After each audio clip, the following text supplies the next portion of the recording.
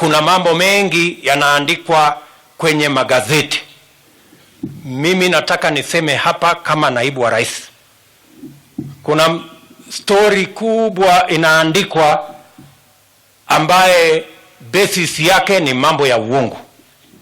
Sisi tunajenga dams, tunajenga dam ya Dhiba kule Kirinyaga, tunajenga dam ya Thwake kule Makueni, tunajenga dam ya Itare hapa Nakuru, tunajenga dam ya Karemenu kule Kiambu County, tunajenga dam ya Aror na Kimwarer kule katika sehemu ya Elgeyo Marakwet.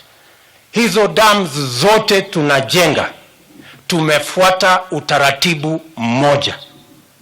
And we are a competent government.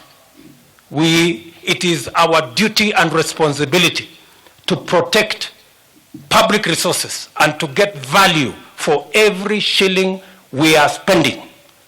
The same way we are contracting in Kirinyaga, in Thiba Dam, Karemenu Dam, Itare Dam, Thwake Dam, Aror and Kimwarer. We are using the same principle to ensure that we have water and we have proper expenditure of public resources.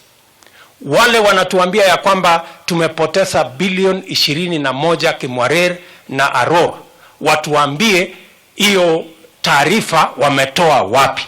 Ile pesa imelipwa ni bilioni 7, na hiyo pesa bilioni 7 ambayo imelipwa haijapotea, kwa sababu tuko na mpango ya sawasawa. We have a bank guarantee, we have a performance guarantee for every shilling we have paid, and if the contractor does not deliver, we will cash the bank guarantee, we will cash the performance guarantee, and public resources will be protected.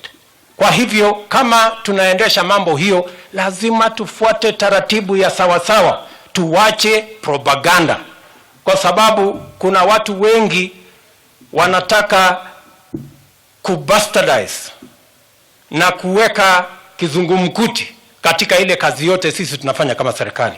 And I want to say here for the record, the scheme that is there to bastardize every government program is insincere and unfortunate.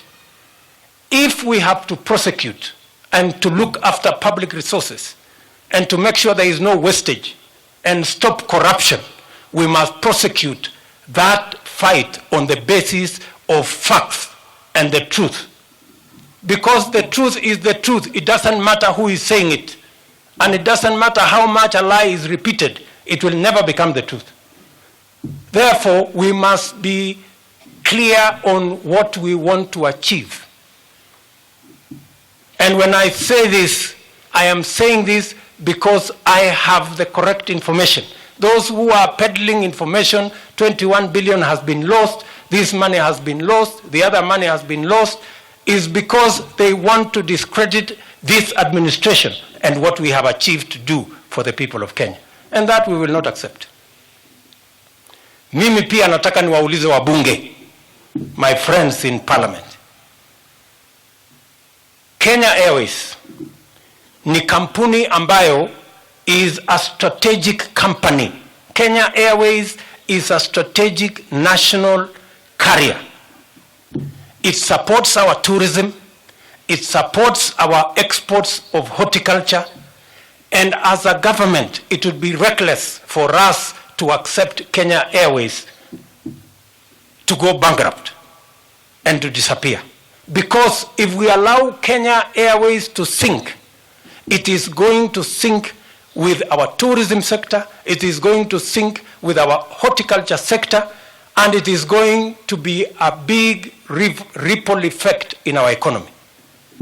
We have a plan as a government. We want the legislature and our members of parliament to be patient and listen to the plan that we have.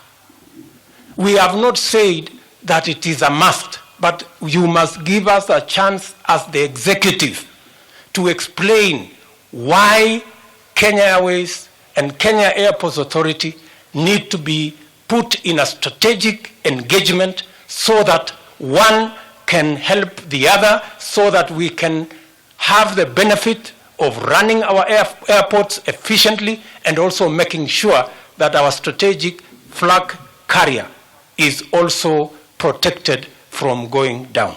Therefore, good people, sisi tunawauliza kwamba sisi sio wazimu. Sisi tunataka kuhakikisha kwamba kampuni ya Kenya Airways ambayo inatusaidia kwa mambo ya utalii, kwa maneno ya exports ya kahawa na chai na mambo ya horticulture, pia tuhakikisha kwamba Kenya Airways ambayo ina 70% ya revenue ya Kenya Airports Authority inatoka Kenya Airways. Kenya Airways, if it goes down, it will go down with almost 70% of the revenue of Kenya Airports Authority, and with the entire tourism industry, and with a big portion of our horticulture industry. And therefore, I want to persuade members of parliament to be patient. We will go through the motions, and eventually we will take our proposal to parliament, and parliament will be explained to properly so that we are all reading from the same script. We protect what is good for Kenya. Kwani sasa mimi niwaulize, mnafikiri sisi ni wajinga ati twende tuuze kampuni ya serikali kwa watu binafsi? Yaani mnatuona sisi ni watu wazembe kiasi gani jamani?